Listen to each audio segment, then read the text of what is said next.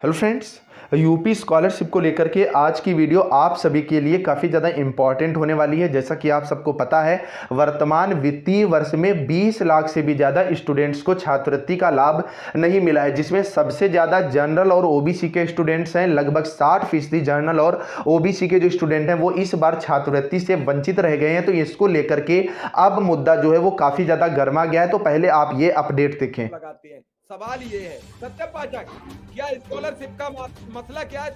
संक्षिप्त में कहिए, मैं दोबारा आऊंगा एक बार आपके पास। सर, सबसे पहले तो शिव कुमार मिश्रा सर, आपका इस मंच पर समय देने के लिए, मुझे मौका देने के लिए बहुत बहुत धन्यवाद। सुरेंद्र दुबे जी को प्रणाम और प्रमोद गोस्वामी जी को भी प्रणाम, और मंच पर विराजमान भाजपा के नेता मनोज पंडित जी को भी मैं सादर प्रणाम करता हूँ। बहुत महत्वपूर्ण मुद्दा है उत्तर प्रदेश के लाखों छात्रों के स्कॉलरशिप का मुद्दा। एक शेर से मैं शुरू करना चाहूंगा। एक बहुत मशहूर कवि का एक शेर है कि कहाँ तो तय था चिरागा हर एक घर के लिए, कहाँ चिराग मयस्सर नहीं शहर के लिए। स्थितियां यही है। उम्मीद ये थी कि योगी सरकार 2.0 आने के बाद और योगी मंत्रिमंडल में समाज कल्याण मंत्री, मैं एक उदाहरण आपको देना चाहूंगा क्योंकि स्कॉलरशिप मुद्दा इस वक्त पूरे प्रदेश में हावी हो चुका है।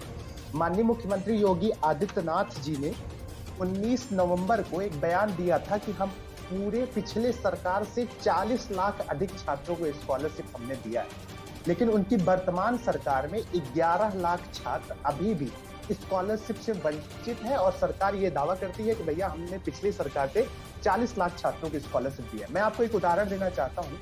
बीएड के प्रोफेशनल कोर्सेज में, बीटेक के प्रोफेशनल कोर्सेज में, बीई के प्रोफेशनल कोर्सेज में एक गरीब, वंचित, शोषित दलित का बेटा इस उम्मीद में एडमिशन लेता है कि 80,000 या 1 लाख रुपए वो साल भर दे देगा तो सरकार उसे रिटर्न में स्कॉलरशिप देगी, तो अगली कक्षा में वो उसी पैसे की भरपाई करके, छात्रवृत्ति की प्रतिपूर्ति करके अपनी पढ़ाई जारी रख सकेगा। लेकिन सरकारें मंचों से ये तो दावा करती है कि हम हर छात्र के खातों में स्कॉलरशिप भेज रहे हैं, लेकिन जब छात्रों से पूछा जाता है कि क्या भैया उनके हिस्से का स्कॉलरशिप उनके खाते में आया, तो जवाब एक है, नहीं। हमें उम्मीद थी कि माननीय समाज कल्याण मंत्री जो अभी नए नवनियुक्त हुए हैं, प्रदेश के बहुत वरिष्ठ आईपीएस भी रहे हैं, श्री असीम अरुण जी, वो समाज कल्याण मंत्रालय का पदभार संभालेंगे तो हो सकता है कि इन शोषित, वंचित और गरीब छात्रों का स्कॉलरशिप का पैसा उनके खातों में आ पाए। अमर उजाला के पेज पर निकल करके आता है कि 19 अप्रैल तक, माफ कीजिएगा, 15 अप्रैल तक सभी छात्रों के खातों में स्कॉलरशिप आ जाएगी।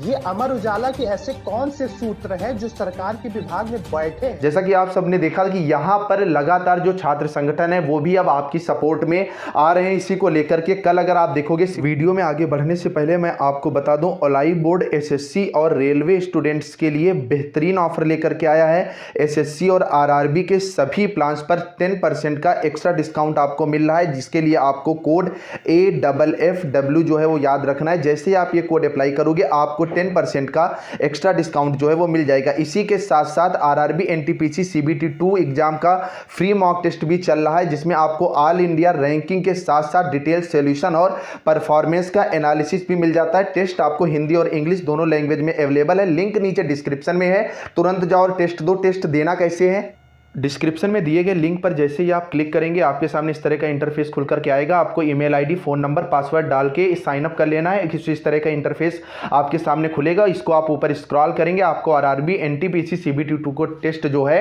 वो मिल जाएगा। तो अभी जाओ, लिंक नीचे डिस्क्रिप्शन। शिवम पांडे जी की तरफ से ऑफिशियल यहाँ पर समाज कल्याण निदेशक से मिलकर के इन लोगों ने जो है वो ज्ञापन सौंपा है। अगर आप देखोगे तो स्पष्ट रूप से लिखा हुआ है, लाखों छात्रों की छात्रवृत्तियां न आने एवं विभिन्न विसंगतियों के संबंध में आज निदेशक महोदय समाज कल्याण को जो है वो ज्ञापन सौंपा गया है। यहाँ पर काफी ज्यादा संख्या में जो छात्र हैं इस बार छात्रवृत्ति से वंचित हो गए हैं, और ऐसे में क्या है कि आगे इनकी पढ़ाई पर अब जो है वो संकट खड़ा हो गया है। अगर इनको छात्रवृत्ति नहीं मिलती है तो ऐसे में इनकी अब आगे की पढ़ाई जो है वो संकट में पड़ जाएगी। बहुत से स्टूडेंट्स ऐसे हैं, आप लोग कमेंट करके भी बताइएगा, जिन्होंने कहीं से कर्ज ले रखा है या किसी से पैसा ले रखा है कि जैसे स्कॉलरशिप आएगी आपको मैं दे दूंगा। स्पेशली प्रोफेशनल कोर्स है उनके स्टूडेंट्स के सामने तो ज्यादा ही यहाँ पर प्रॉब्लम जो है वो खड़ी हो गई है, क्योंकि छात्र छात्रवृत्ति पर ही निर्भर रहते थे और अगले वर्ष में वो वही फीस के रूप में जो है वो सबमिट कर देते हैं। तो इसी को लेकर के अन्य भी यहाँ पर अपडेट है। अगर आप देखोगे, why our scholarship is not sanction due to unavailability of funds, general category students need there